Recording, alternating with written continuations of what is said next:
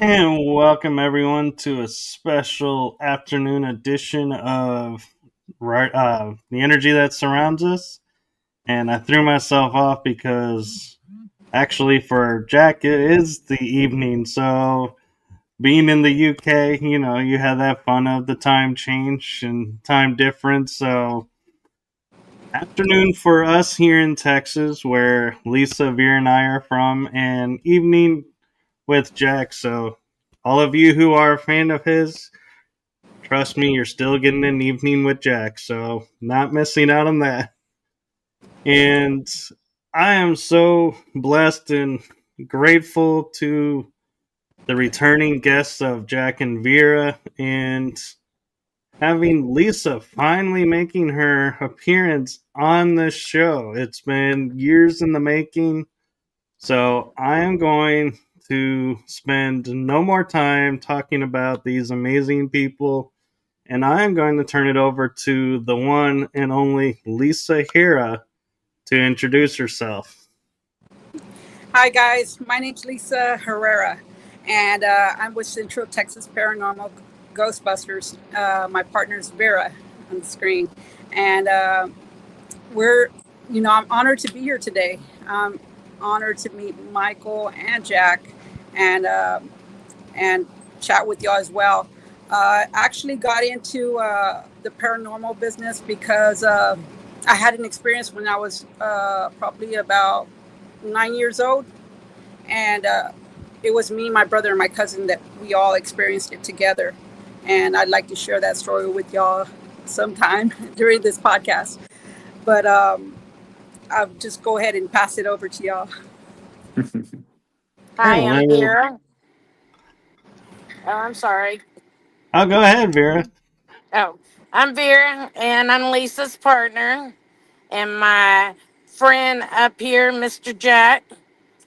He's an amazing guy, and you know, I don't have much to say other than he's amazing and he's on point on everything he says and tells you.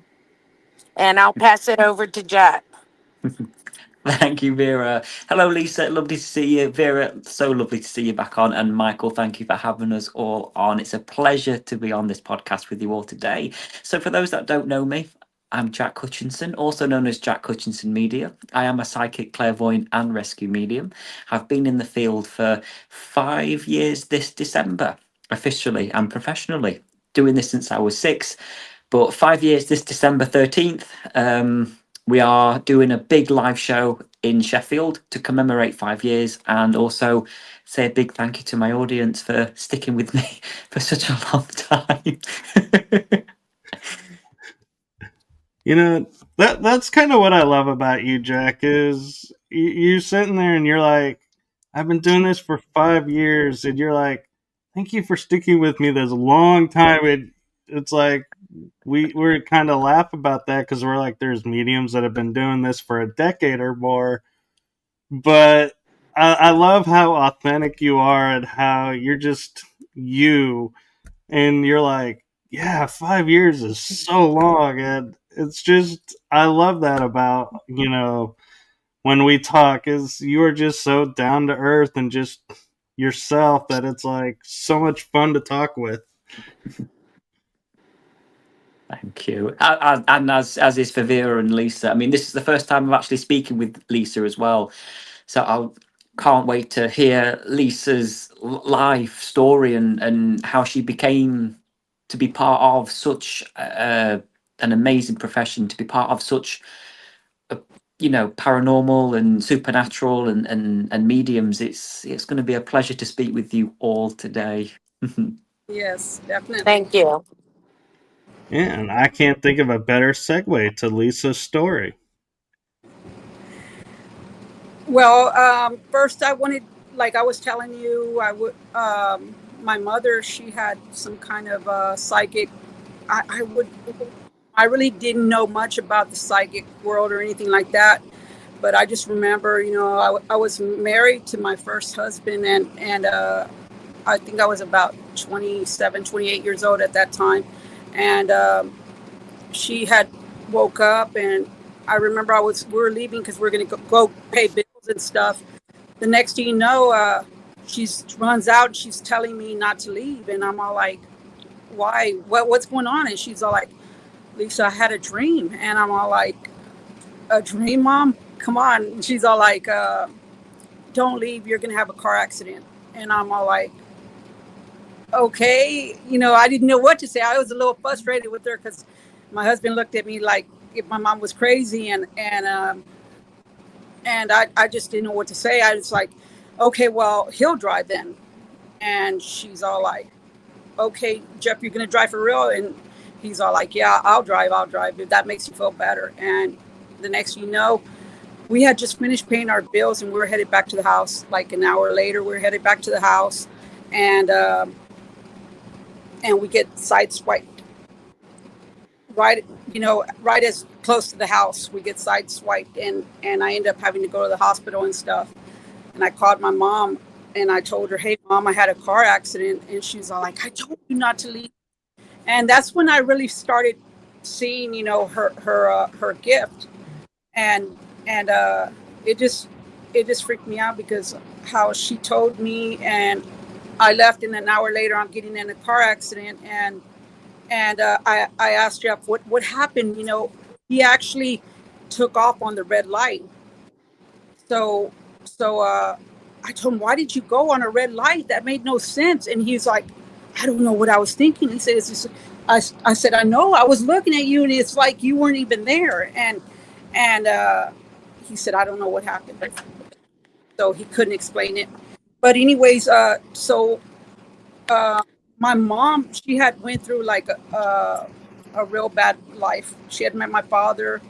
My father was very abusive to her, and she ended up getting beat up by him all the time and stuff. And he ended up going to prison when my brother was 1, and I was still in her belly.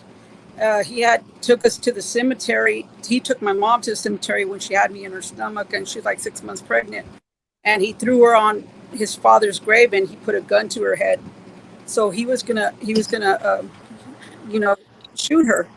And my mom said that my brother started grabbing onto his leg and crying, and that's what made him stop. And so anyways, my dad ended up going to prison that year for some armed robberies or something. He was a very bad man. And I know he was on drugs, and he had got my mom on drugs where they got, they were doing drugs together. And when he left the prison, my mom took off to San Antonio, and she took us from Seguin to San Antonio and she wanted to change our names. She just didn't know how.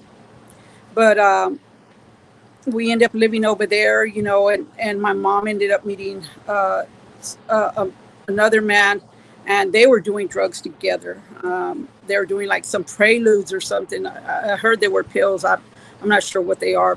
I really never studied into them, but I heard they were like downers or something. And we got kicked out of our apartment because he wasn't on our lease. So we started living motel to motel. Sometimes we would sleep in the car and stuff like that. And,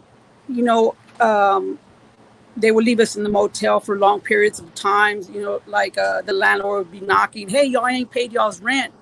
And y'all need to get out or whatever. And me and my brother sitting there looking at each other like all scared. But they would leave us there for a couple of days with no food and stuff. So we really had a tough life. So when we were like about 9, my mom went and dumped us off in Seguin. She just left us with my aunt, and my aunt she was worse than my mom on drugs. And so we started living in my grandpa's house. My aunt left her children with us at my grandpa's house, and we didn't have no light and no water.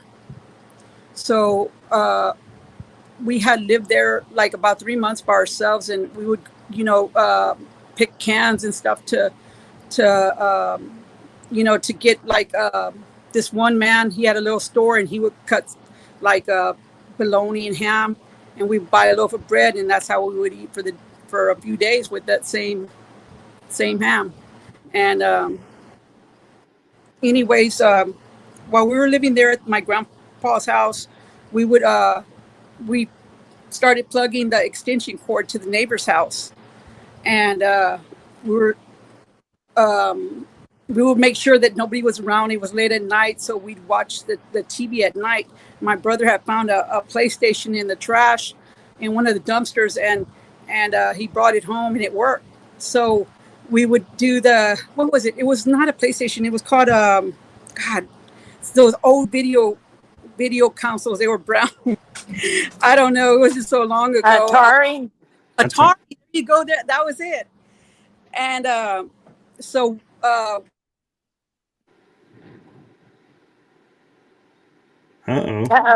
We lost her. She'll be right back. What that is an amazing story, but so sad to hear that anyone to go through anything like that in life. But it's look horrible. at her now. She's come out of that. She's better off now than she was then. She's come out of this so well, and she's so radiant and glowing, and she's got such a good vibe, as is you, Vera, and as is you, Michael. It's bless her heart.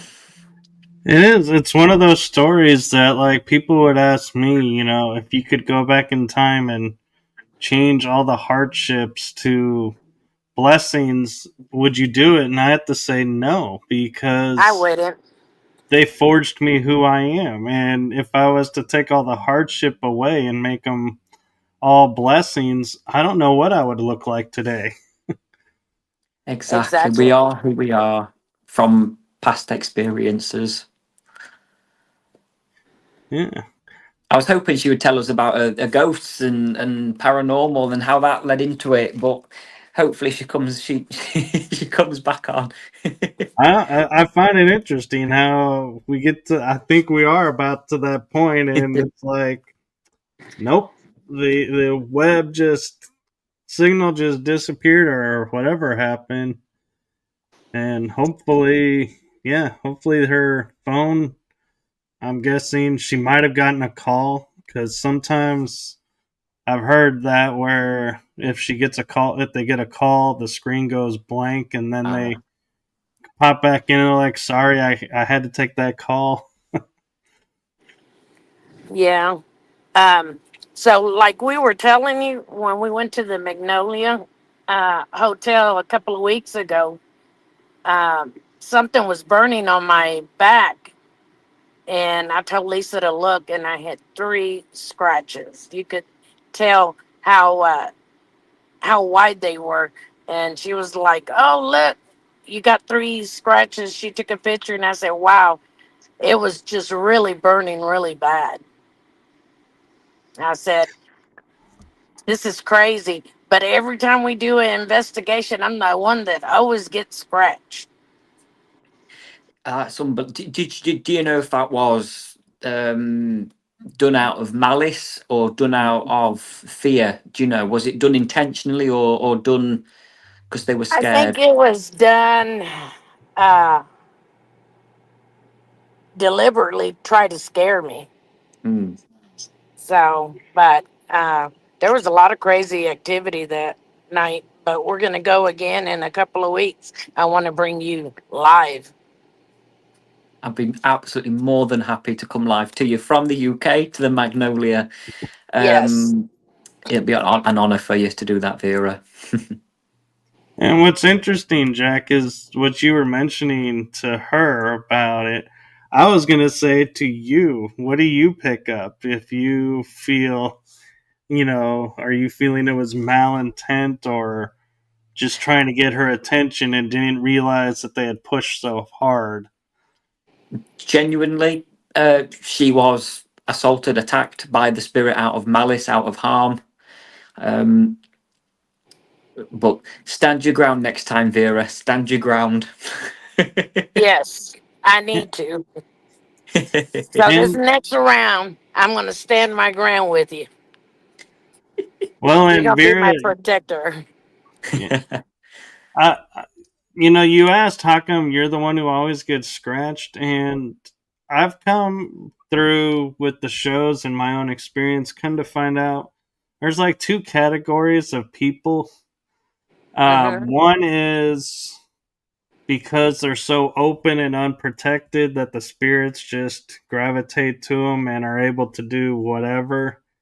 And the other is, and I don't know if Jack you've come across this, is you have a contract to where spirits and you have this arrangement. And so, and I know it sounds strange to say a contract with spirits to have these experiences, but I'm like, I've actually, kind of experienced that myself to where, certain things happen. And then when I say this contract is now null and voided, stops happening.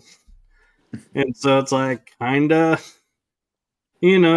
has to go with what evidence shows you. I mean, we can't argue evidence. I mean, we can, but we just don't know. And so I would offer that's, two possibilities for you why. And do you have any feeling around that, Jack, as well? Absolutely. So for you, Vera, due to the losses that you have had in life, and some recently very tragic losses, and I am ever so sorry for that. You are Hey guys, very I'm sorry. I got knocked Yay! off. God. We're back. That's all Okay. right. We'll get with you in a second, Lisa. Okay. Go ahead, Jack. So definitely, Vera, when you next go to the Magnolia, ground and protect yourself, and definitely take some form of protection with you, whether that's a necklace, a cross, or a stone, or something like that, just to protect yourself and ground and protect from spirit. Because I think they've grown a liking to you, knowing that they can do it and get away with doing it. You're the boss, not them. Correct. So definitely Okay. ground and protect yourself next time you go to Magnolia. Agreed, and Thank that's you. for everybody. Everybody, if you're doing this kind of investigative or exploration work, ground yourself, protect yourself, and cleanse yourself when you leave those locations. Don't just assume since nothing happened, nothing was there, because you never know. Exactly, Michael. Exactly. And now that Lisa's back, we'll get part 2 of the story. Okay, I'm sorry. I really should have did it on my laptop, but I thought I charged it last night, and come to find out it wasn't even plugged in. I've had those moments. Oh, okay. So where did I leave off on, y'all? About You your dad in prison. you were getting the Atari and Okay, great. Y'all heard up to there. Okay, so we were. My brother was sitting in front of me, and he was playing the Atari. I was dozing off, and I looked over at my cousin. He was already dozed off. He had already knocked out, and I saw my brother keep on looking back. He would look back at me, and then he'd pass me like toward the backyard, and he finally said he saw me one when he finally looked at me. He saw that I was falling asleep, and he goes, "Sir, you're falling asleep." And I was like, "Yeah, I'm tired." And he goes, "Don't fall asleep. I need you to stay up." And I'm all like, "Why?" And he goes, "Just wake up Johnny, and uh, and uh, and I'll tell you." And I was all like, "All right." So I woke up Johnny, and he's all like, "What's going on?" And I told him, Rob wants us." And he goes, he's still playing the game, right? And he's all like, "When I counted 3, I want y'all to look back at the tree." So we had this big old pecan tree in the back. It was real thick. It was probably like 100 years old. And and I told him, I said, "Why do you want us to look back there?" And he said, "Because just look back there." So when I turned, I stood up. I stood up instead, and I looked back. Johnny just looked back. He was still sitting. He looked back. And when I looked back, I just saw like a figure standing behind the tree. And the tree's like this, and he's looking at us like that. And I couldn't see. It looked like I couldn't see no eyeballs. It looked like indentions, like just deep. And this figure was like, oh God, you remember when the TV screens used to go out at midnight, and it went shh, You know, the screens, they had like a blue looking gray screen or something.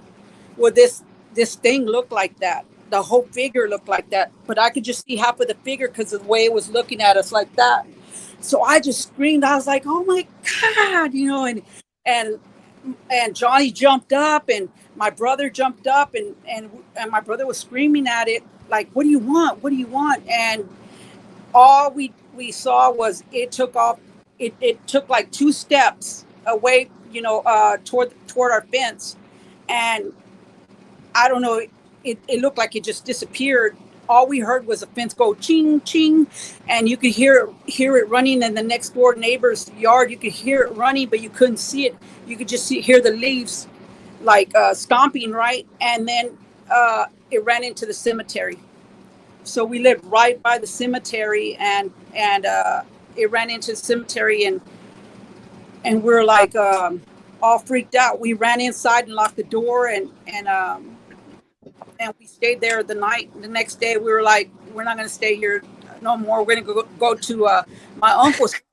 And my uncle's house didn't have no light, no water, and nobody lived there. But he would let us stay there. And fast forward 25 years later, I end up moving into a house across the street from where my grandparents had the house. They had already knocked down the house and everything, but the country was still there. And one night I was going to medical school, so I was studying. My cousin sitting next to me, Johnny, the same cousin that was with me that day when we saw that thing, and he's sitting next to me. He's watching TV, and I'm studying next to him, and I feel like somebody's staring at me, right? So I look up and I look toward the doorway, and it freaked me out because the same thing that I saw when I was a child was standing at our doorway looking in, like he's like that, the same way he was at the tree. That's the way he was looking in. And I just jumped up. I go, Johnny. And Johnny looked at the door. He saw me looking at the door. So he looked at the door and he said, it ran toward the backyard. It's the same thing that we saw when we were kids. And my husband ran in the room. He's like, what happened? He thought there was an intruder or something trying to get in. And he ran out the back door. Johnny ran out the front door. And my husband came back. He was like, I didn't see nothing. And nobody's back there. And I said, I know you weren't going to see it. It was a freaking ghost. I told my husband, it's that thing that I told you that I saw when we were kids.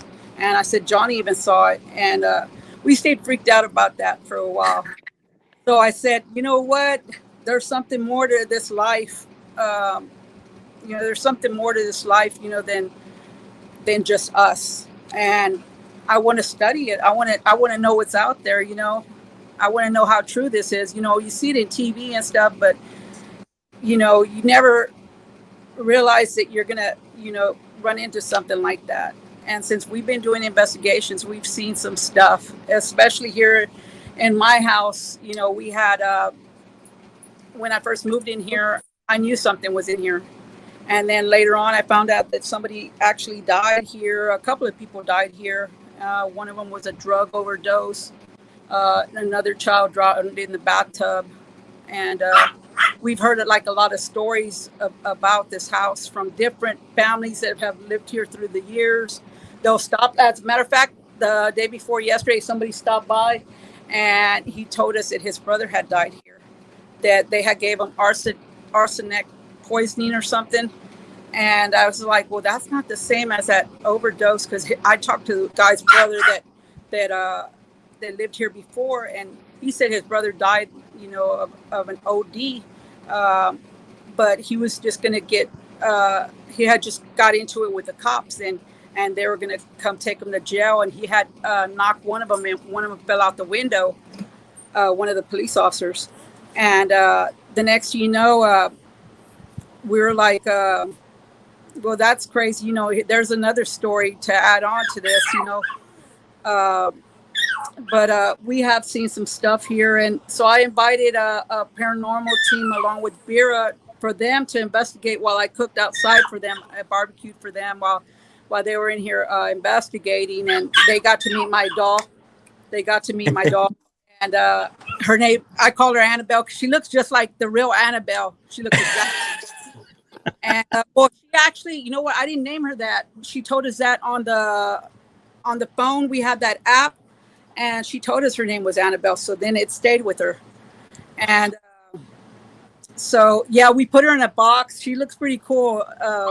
She looks pretty cool back there. I was talking to her today because we recently had some activity in here, and I said, you need to keep these spirits in control, under control.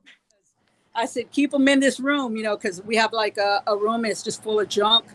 And we're gonna have a yard sale soon, so I was going through everything and, packing it away, and Vera can tell you the rest about the investigation they did here. Oh my God, it was crazy. That day too, I got scratched at your house, Oh yeah, and remember you send it to uh, me.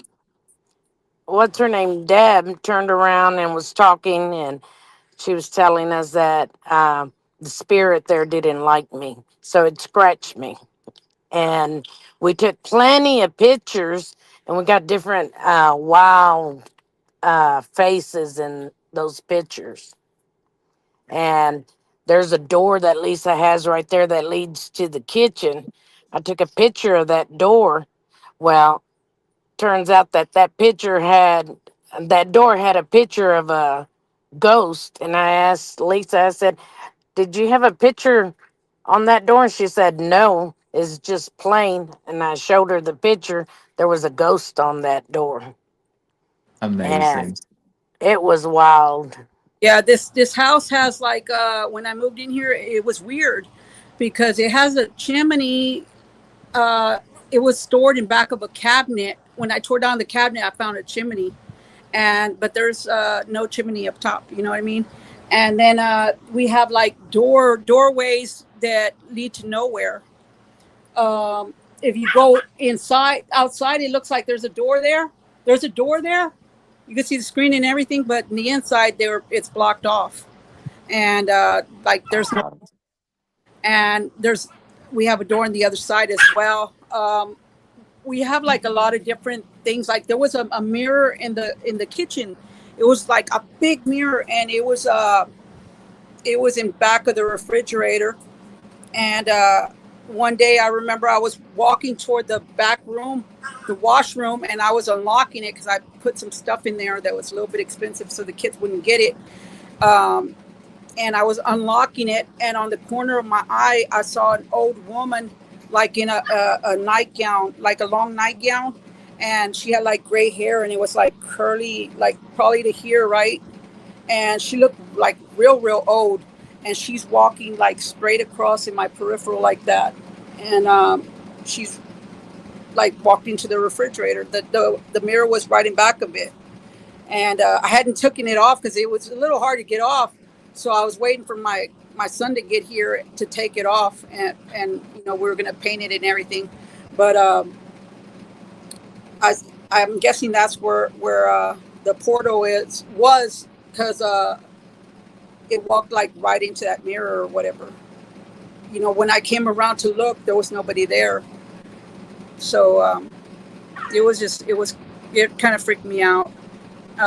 They found we pulled up some carpet in the back room, and because I wanted to tear down the floor. The floor is kind of warped. It's like looks like this, right?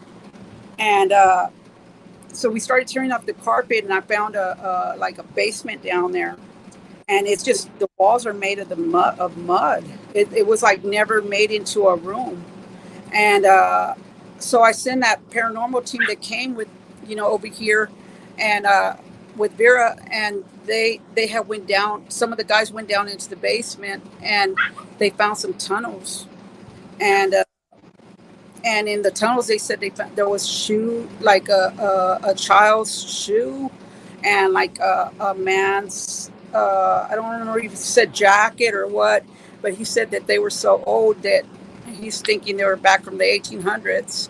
So I'm thinking maybe had something to do with the tunnels under Seguin, which they talked about could have been the railroad or whatever. I'm not sure what was going on, but when I looked back in '83, I remember I was with a friend of mine, and we had actually spent the night at this house. And the people that lived here, like I didn't know them. My friend knew them, and we just slept in their living room. In the morning, we left. But I remember this house was here. So when I looked at the internet to see, the history on this house, it just showed that it was built like in '89. So that doesn't make no sense because I know I stayed in this house. It was the same house, and it just kind of like, it's just weird. It's weird. It's weird that we even have a basement. Nobody in Seguin has a basement, There's a few houses and those are like the richer houses that they have basements. And, but since we've been here, we've experienced quite a bit. My grandchildren have too. And they, but they're not scared of it. They'll go ghost hunting with us sometimes. they enjoy it. I always say those are my the Ghostbusters. That's our future. Yeah, Vera's grandkids as well, and they are good investigators. They capture great pictures, man. Great pictures all the time, and so they know quite a bit, of the paranormal world. But I'll tell them, and they're like, "Wow, Grandma," Yeah.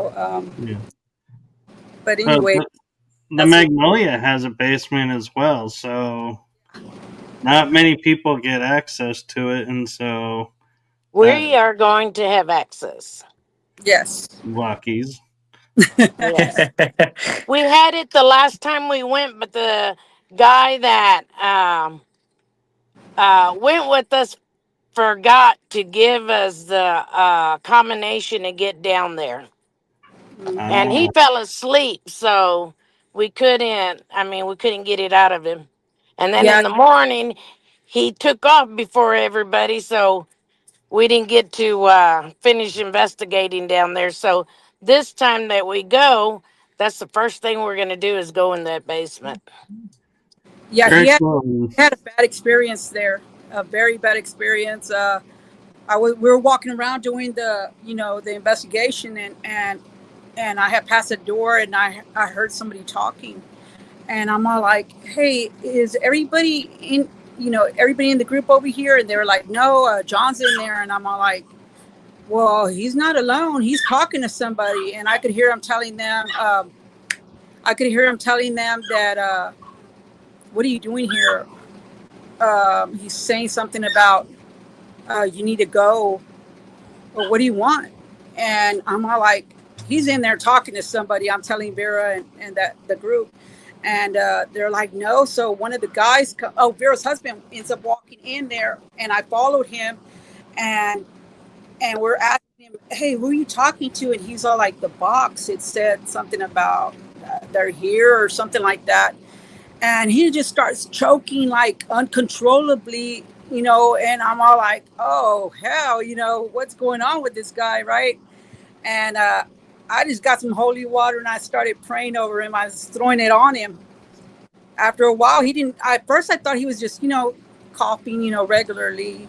And so I walked away from him, but then I realized he's still coughing in there. So I went in there and looked like he was choking. And that's when I got the holy water. Actually started throwing up.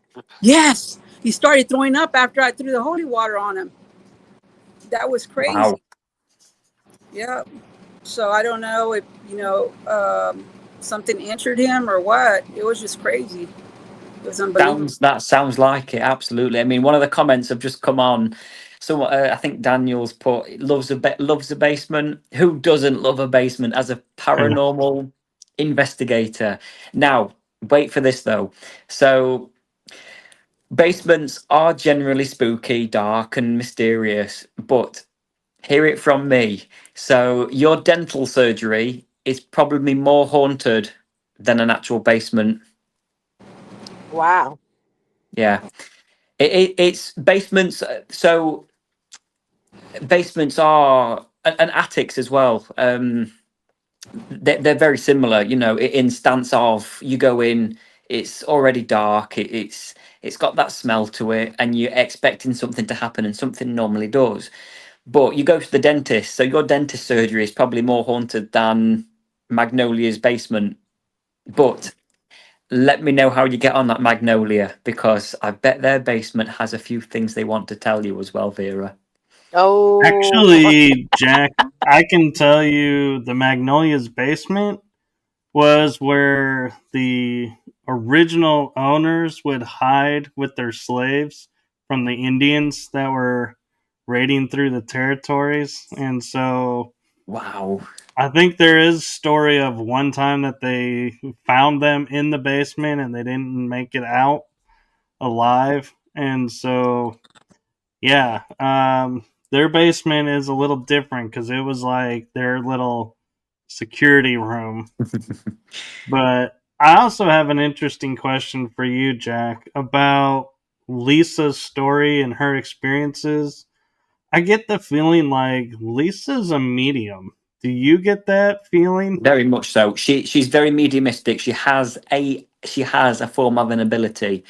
Whether you want to pursue that, Lisa, or progress it or keep it as it is, but definitely when you're on investigations, open yourself up to spirit, ground and protect, and see what you get, because you're probably going to surprise yourself. I'm not. Nobody's ever taught me how to use it. I know I have it. I know I do, because sometimes my husband says, "Oh God, you scare me because you're that I already that are going to happen," and we don't know that they're going to happen, but they end up happening. He goes, "You always scare me with that." So that's just comes from, like, I don't know if it's within or what, but it's not like a little voice that tells me. It just comes out, and Mm. um, I'm just like, I don't really know how to use it. I think I could use it more. I know that when I go into like an investigation and there's something really there, I know that my fingers tingle, and so I'll always rub them because they start tingling, and that's something that's within me. I mean, I don't know if it's my senses or what, the spidey senses. Absolutely. Well, No, trust your senses. and Lisa, I'd like to point out here's an opportunity to ask what you're wanting to ask. You have one on screen. Oh God, um, I'm sorry. I don't. Let me get my glasses on. I'm blind. Oh no, I'm meaning you can Jack. ask Jack your questions about it Hey, if what? he's okay with that. I mean, I feel like I didn't know if we could ask questions, but I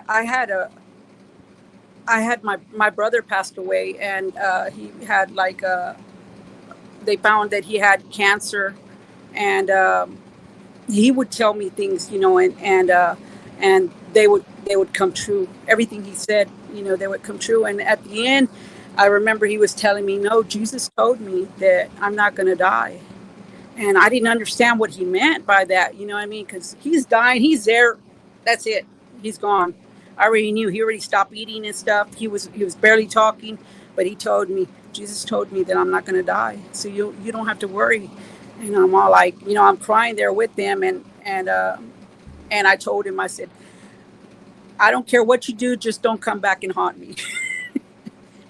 And I kind of like, I regret telling him that, because I wasn't in the paranormal at that time, but now I wish I could see him, I could talk to him, I could find out if he's okay. I want to know if he made it to heaven, and because he did do some bad things in his life, but he repent for them, and he had went to prison for a while. When he came back like a changed person. He was like real into the Lord and stuff like that, and he shared it with everybody.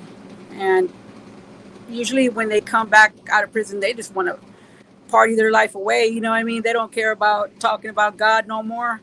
But my brother stuck with it, and I So just I need to let you know, Lisa, I have since you've been speaking, I can feel his energy, and I have just heard him say, "Calm as a bitch." Sorry, can I say that word? Can I say You that word? can. Yes.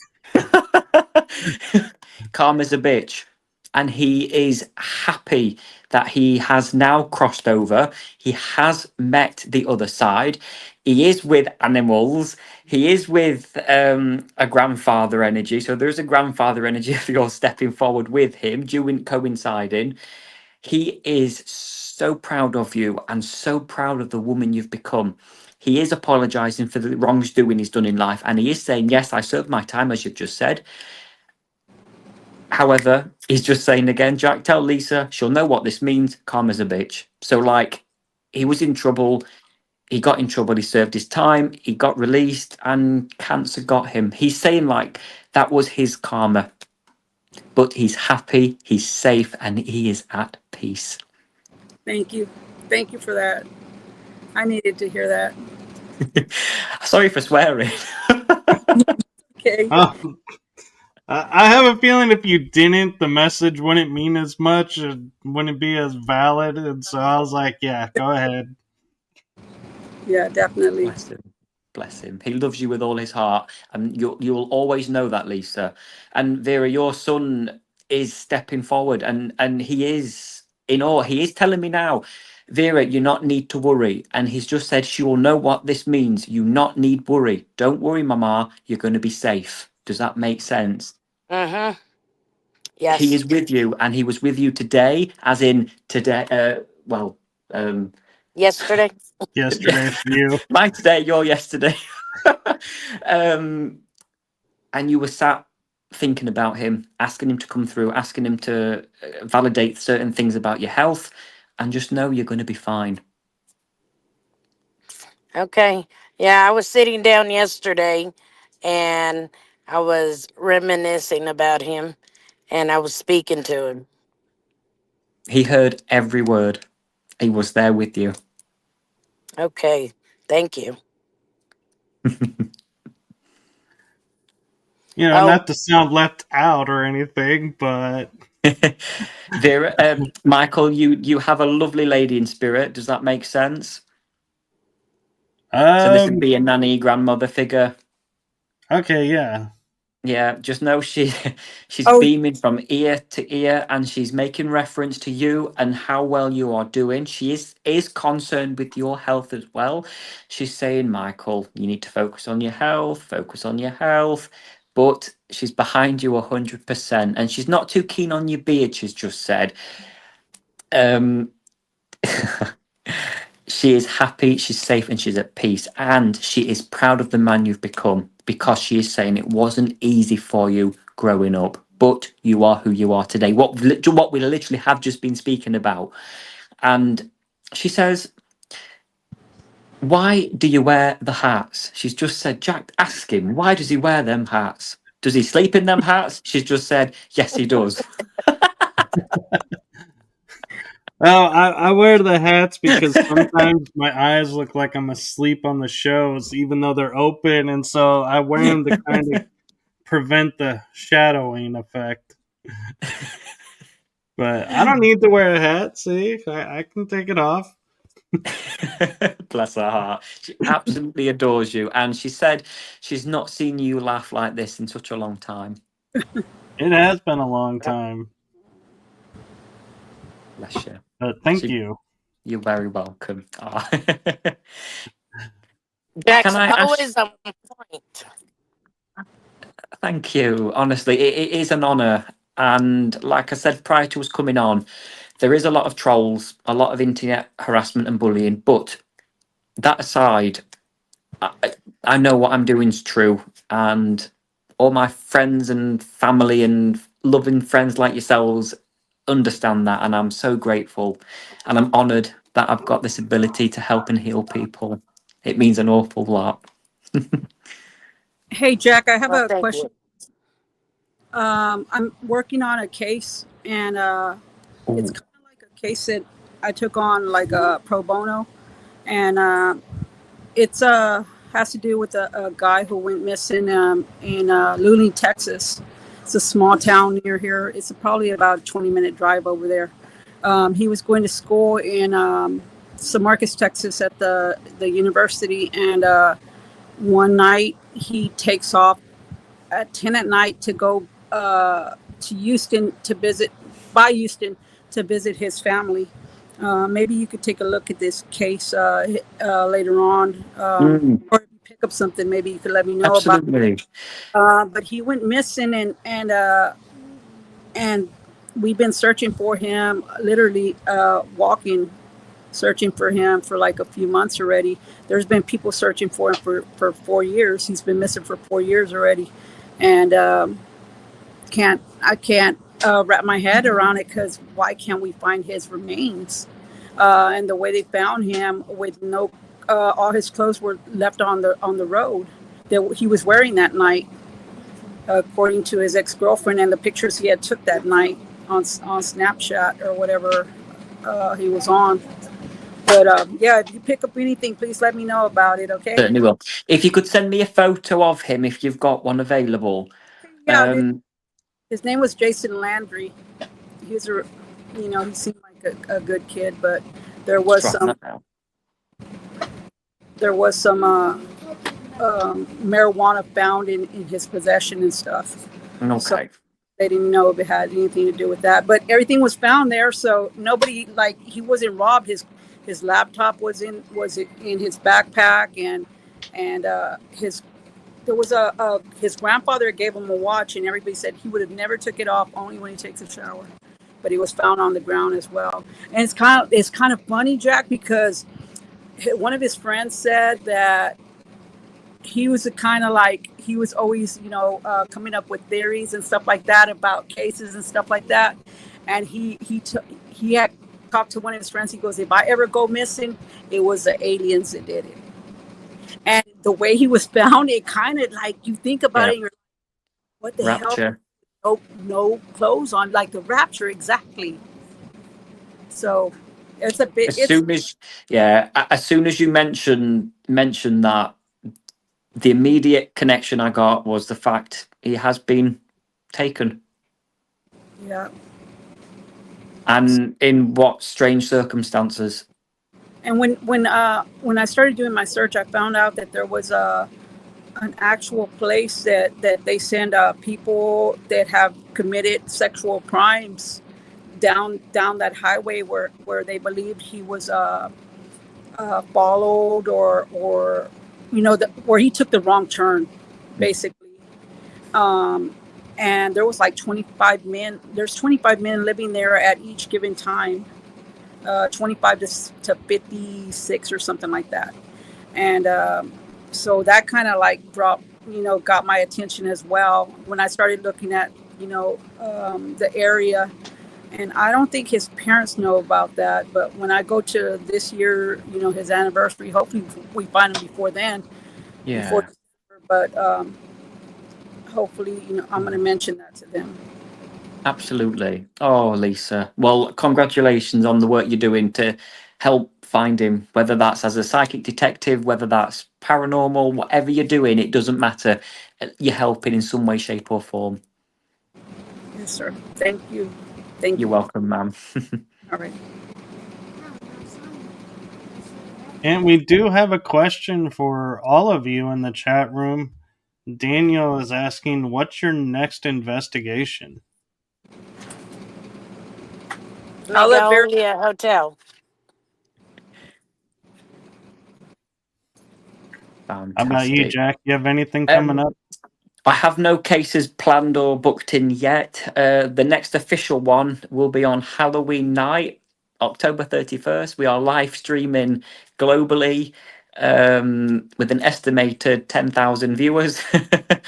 We're doing a live stream seance for about an hour, and then that's it. So that's our next official investigation. Very cool. And is that going to be at a special location or just a normal convention center type? So this is going to be a private residence whose home we've been investigating for a long time. There's a lot of poltergeist activity, taps, bangs, disappearing items, reappearing items. It is very real, and we're going to bring that to the forefront of Facebook and investigation, like yourselves, to witness. Now we can't guarantee anything's going to happen, but we're very we're confident. optimistic. Yeah, we're optimistic and very confident that something will happen.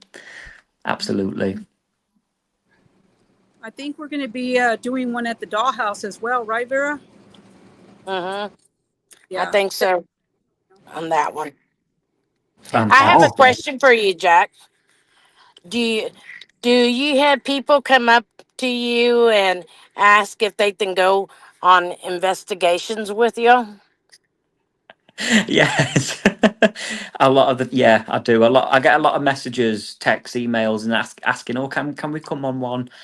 Um, we don't allow so for deliverance cases, we don't allow any members of the public for that. For paranormal investigations, absolutely. But for October 31st, it is a private residence, so we're not letting any members of the public come in, only viewable online. But if we do end up doing an investigation here in Sheffield in the UK, then we will organise that and bring people in that want to come and investigate with us. That's cool. So, do you have any interest in going abroad and investigating anywhere out there for anyone? So, as I'm sure you may or may not be aware, June 4th, 2026, I am flying out to JFK Airport. We're landing in New York City. We are working on some famous cases. We're reinvestigating the Ed and Lorraine Warren cases of Amityville, the Smurl case, which is the final Conjuring film. We're investigating that, and I'm so excited. Oh, That's that's very cool. yes, so it is. if So, I mean, if you are out and available, if time allows, schedule wise for us, definitely meet up at some point somewhere. If not, it's not a problem. But the thought's there, so definitely, yeah. We're off to Salem, Massachusetts, Sleepy Hollow. Of course, the 9/11 monument.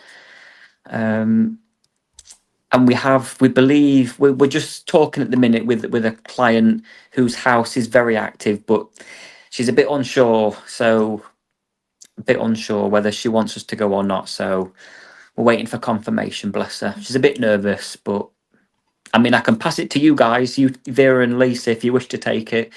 She's a very nervous lady, but bless Sure. her, we'll see. Wow. That's awesome.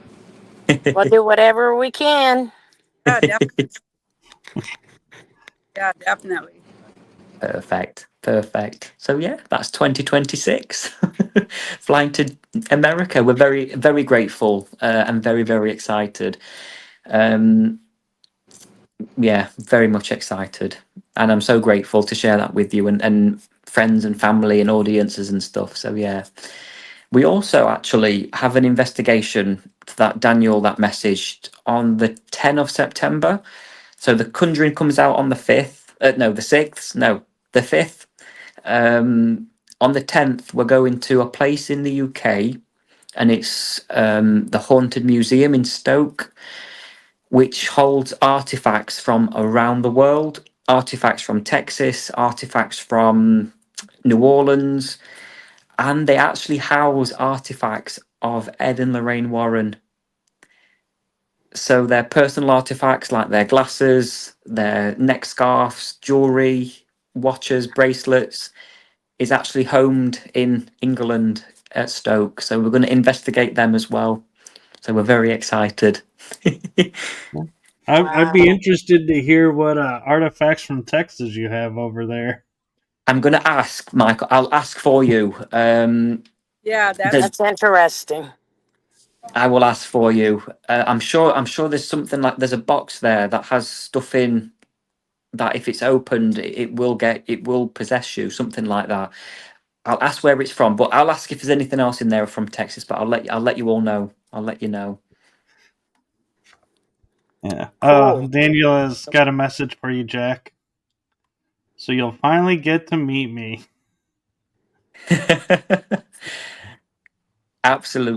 Absolutely, Daniel. Absolutely.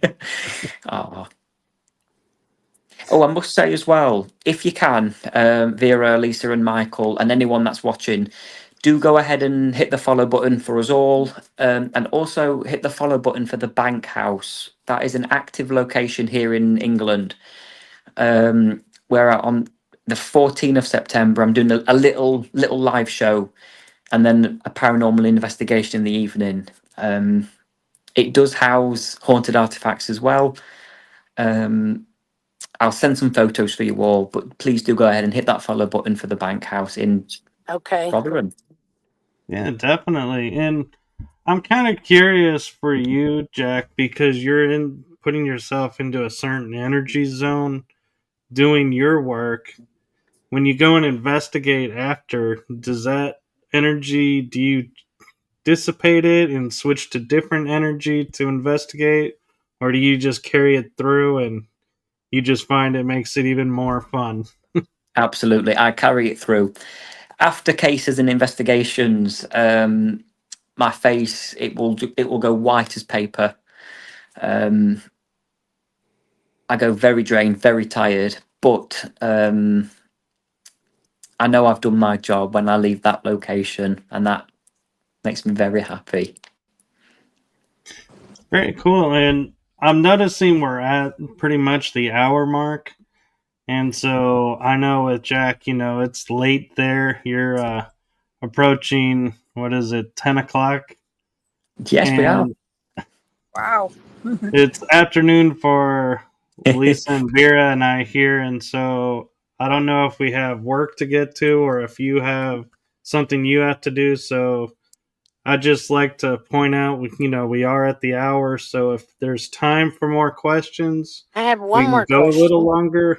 Or if you got to go, I will be respectful of that and we can end it here. So I leave that up to you I've got a three. question too for you all, but you go. You go ahead, Vera. Go on. Have you ever been to a location where you feel so consumed by it that you just got to leave and you don't want to come back? Yes. So, in fact, I did end up staying. This is the case I think we spoke about, Michael, on the first podcast. Lisa, we went and Vera, we went to a location in Mansfield in the UK. It is called the Railway Cottage. Mm-hmm. That was where I got lifted off the floor. Oh, wow. I'm looking at you now. I kid you not. It genuinely happened. It faced a lot of scrutiny, of course, as it would. A cup of tea that Charmaine, the homeowner, made. She made it before we investigated. She put it down. She turned round to get it about 15, 20 minutes later. It was ice. It had turned to ice. Oh, my God. Wow, I'm lost for words now. That would be a place that I do not want to return to. And if she Wow. invited me to go back, I'm sorry.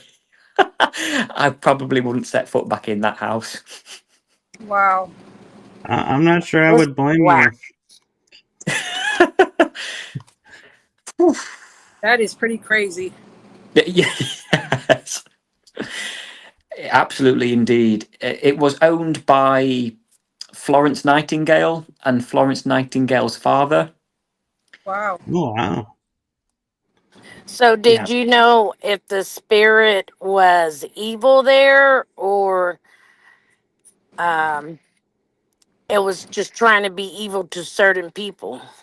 it was being evil to certain people. In fact, people that it didn't like or it felt like, I don't know, offended by that person, even though they weren't doing anything to intimidate it.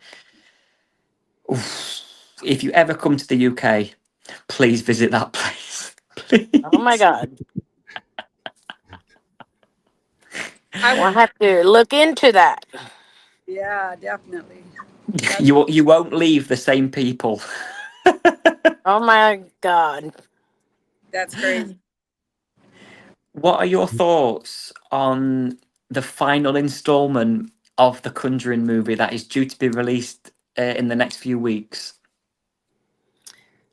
I'm ready to see it. I don't have any thoughts about it yet. Amazing. Yeah, for But I me, am ready. yeah, I'll be honest. Dealing with shows and some stuff around here, I didn't even know there was a movie coming out. So I really apologize. I am not up to date on my movies, but if it's anything like the other ones, they'll be really interesting to see how much of it, is true to the story and how much has been embellished. But Exactly. I yeah, mean, when I watched the interview with the director, he actually spent more time interviewing people than actually doing his actual job. So to make sure that the movie is on point as it should be, but of course it's for movie and entertainment. But he's trying to keep as as real as possible, which I think for him to make that announcement is going to give us a real insight to what the Warrens went through for that Smill case and for that family. So I am very much looking forward to it, if I say. yeah, I'll have to put it on my list to go check out because yeah, I tend to sitting behind the screen doing all of this work and a few projects around the house. It's like I'm not up to date on what's going on in the paranormal world as much as I should be. Hey What guys, about I wanted to show y'all something real quick.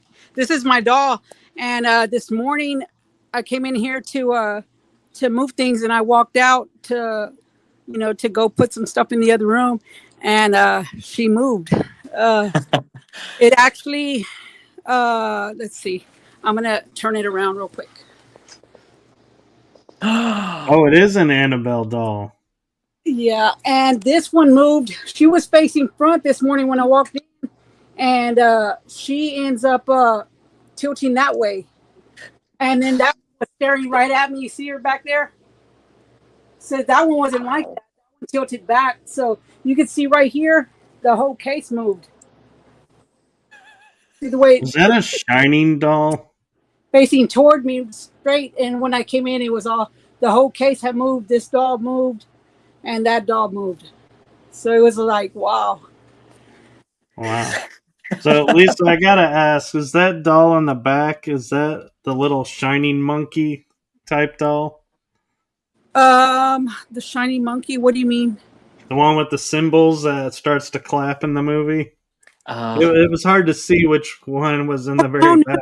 no. This doll. She's a beautiful doll. Let me try to get over here. I got a lot of stuff in here. See, there's a few of them, Oh, okay.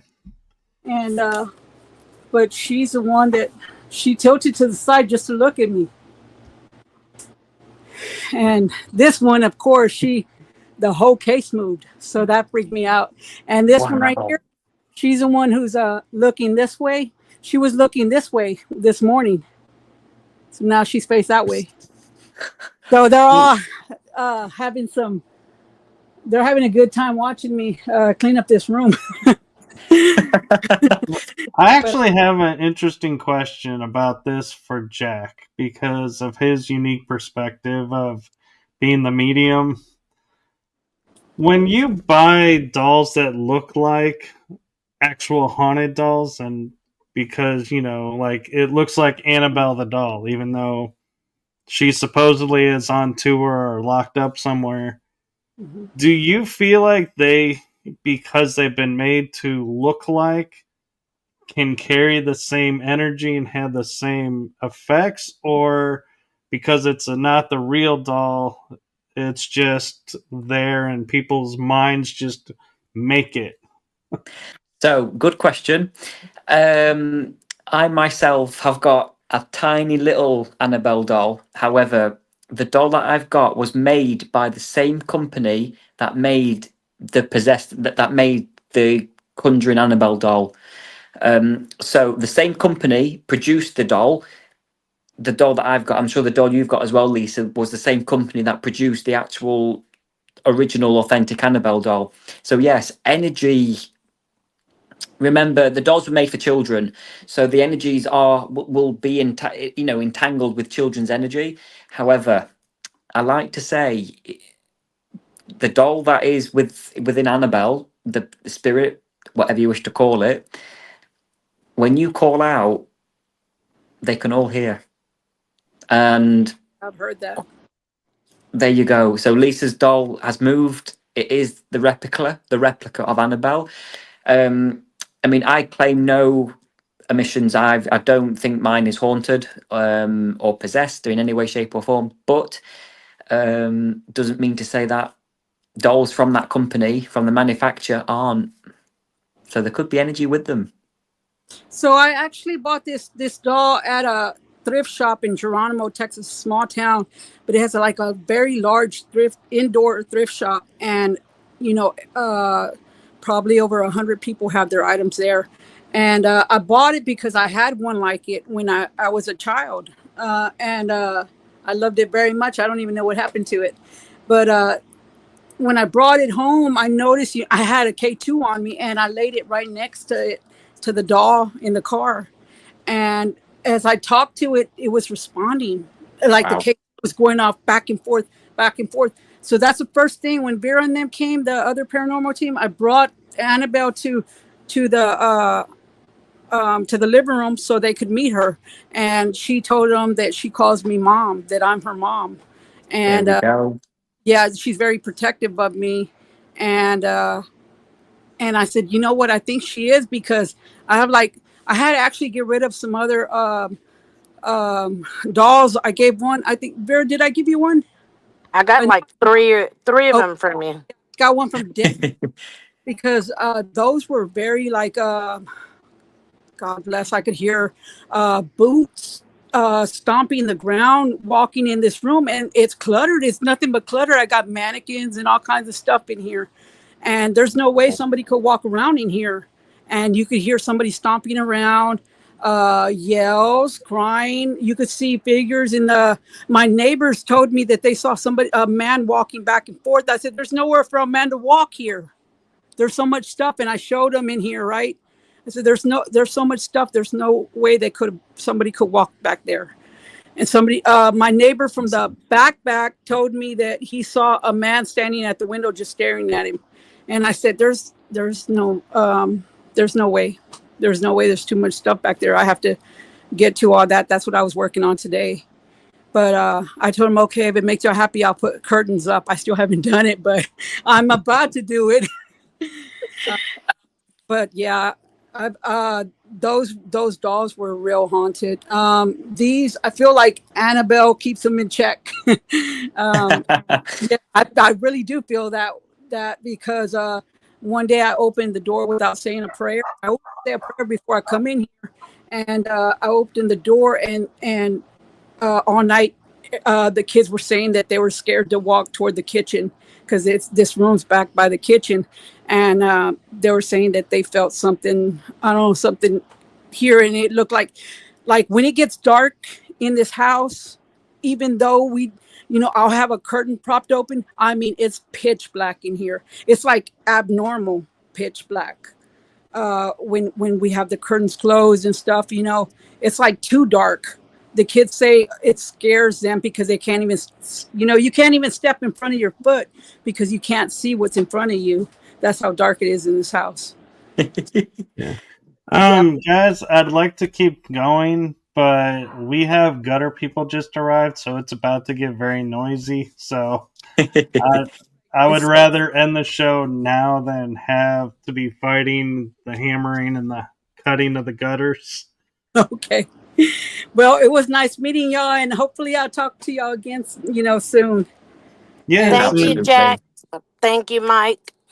Yes, I and enjoyed it. Yeah, and real quick, where can everyone find you, everybody? We have a Facebook. We have a group. It's called Central Texas Paranormal Ghostbusters, and you can find us there. Definitely. Or you could just look me up, Lisa Herrera, on Facebook as well. Or Vera Lopez-Rincon, you can find me as well. And Jack? Just type into Facebook, Jack Hutchinson Medium, and there I shall be. All right, Jack. And we try to post everything about Jack and his postings on our group page. Thank you. Yeah.